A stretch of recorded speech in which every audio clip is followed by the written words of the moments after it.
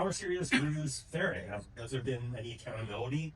And do you think there will be any? And do you have confidence in the Al-Shara government? What is the future of the Druze community in Soweda and in Syria writ large? Thank you. I'm honored to be here. I believe that after 1 year of the atrocity and massacres targeting the Jewish and Christian community, in Soweda, 1,700 documented, those are just the documented atrocity against the Druze. 35 villages burned completely and still occupied by the transitional government. Jewish shrines have been burned down. 3 churches also looted and burned down. So after 1 year, I did not see any kind of reaction to those atrocities. You don't have to take my word. Let's go to the United Nations Special Report on Syria, COI. They documented really raping young children, killing people, killing women, kidnapping more than 200,000 Jews, and while we are speaking, 155,000 of them still displaced. They cannot go back to their villages. Even the USCRIF, American committee that is trusted, said that minorities in Syria are treated very badly, and Syria should be a country of concern. So, after 1 year, the same people who killed Arabs, Jews, we saw them in Soweda again, and we saw them also in Rosh Arba, in the north. So after 1 year, the warning sign was Soweda, the indigenous people of Soweda. And 1 year, this warning sign still sounding. And we know that from the history, it will not stop just for indigenous people and minority. If we learn something from the history, if it was the chief target to target the minority, usually the dictatorship will learn their lesson and their method that they can do this again for other communities and go beyond borders. Now we are speaking Soweda took a pride that it's from the first places in Syria. There was no illiteracy in that place. Now 14,000 students have been deprived from the national exam just because they are Jews. We have schools, we have teachers, but the transitional government said that they have to travel to Damascus. What the Soweda people called Damascus road, the death road, because we lost a lot of students and people to that road. So, to answer your question, I did not see, I look at facts. I look what's really on the ground. So I did not see any improvements with those kind of atrocity or dealing with those atrocity. Just to make it even harder, we cannot, the transitional government saying that they will be the judge for the atrocity that they did. Which is, I don't think that we have any successful experience in the past with the same people that do the killing to be the judge at the same time. So what we are hoping, and this is really from Soweda, that we need international institutions to step in and to have international courts dealing with those criminals, terrorists, and bring them to be really persecuted in front of the world, not just in the same place, because the same people that they say that they are really taking them to the Syrian court. We saw them again actually I saw the same faces. You can see the same faces. This is really they are not shy. They go to the social media. The same people who target, oh, let's come back to Soweda, and then after that we're in those what they call them Gatua, which is means that just tribal, like before even states, they were attacking all those indigenous people. And thank you very much for saying indigenous people. Yeah. Because if we are the people, we are the people who lived there for thousands of years there.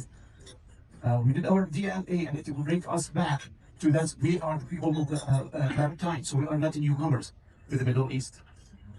And again, to add, Somalia historically, they used to govern themselves, and they went really in a good way. Starting March 1921 to December 1936, we have an autonomous state called the state of Jabal Druze. It was a very successful state. So autonomy is not something new for us. And before that, with the Ottoman Empire, we have enjoyed a lot of autonomy there. So the indigenous Christian and the Jews lived for hundreds of years in harmony with themselves and with others. If you go back to the history, there's no one invasion that Jews and Christian really have done in the past. So, am I positive? I think I'll share your pessimistic here. So I'm not very optimistic here, but I'm hoping that something will change in the near future, because I believe the people of Soweto really deserve self-determination, especially after the atrocity that they have faced together. Thank you. Everyone likes Waleed to apply, sort of personally.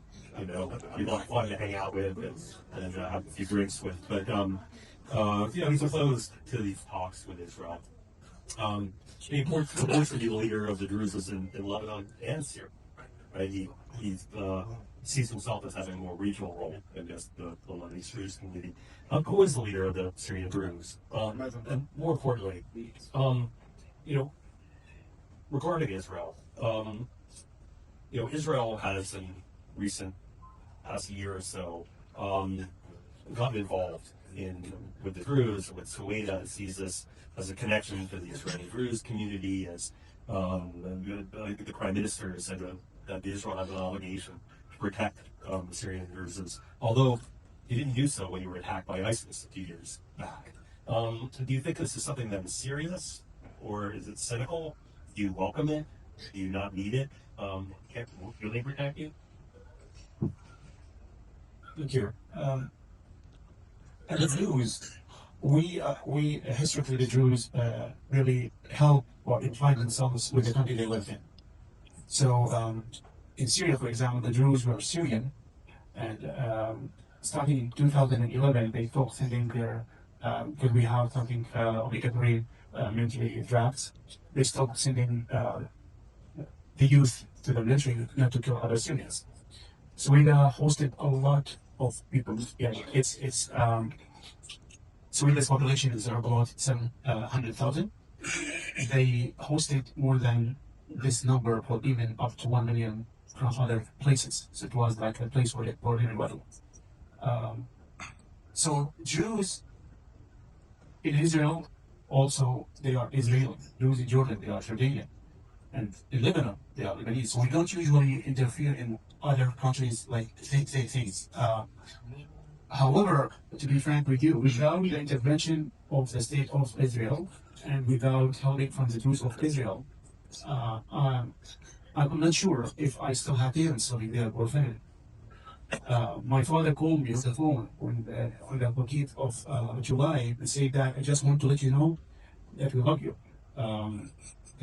Those are now with our neighbors' housing, and they start killing people. So just they targeted those people. They did not ask, are you with or against a political opinion or something like that. It was just because they are Jews or Christians they have been killed there. So who is so like for the history, many people called me from Sweden that they could sleep just when the Israeli jets were over Sweden. And I believe that many of us in here, Jews that maybe have families there, and they might get the same message.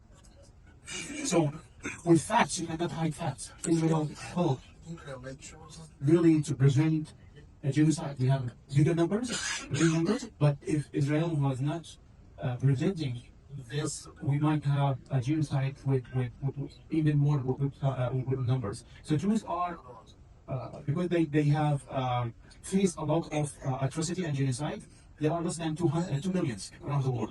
So you can just imagine what the numbers of almost 4,000 to 5,000 killed from the Jews for this population. It's a huge percentage of the population, Jews around the world. So this is where we really, as Jews, what bring us together.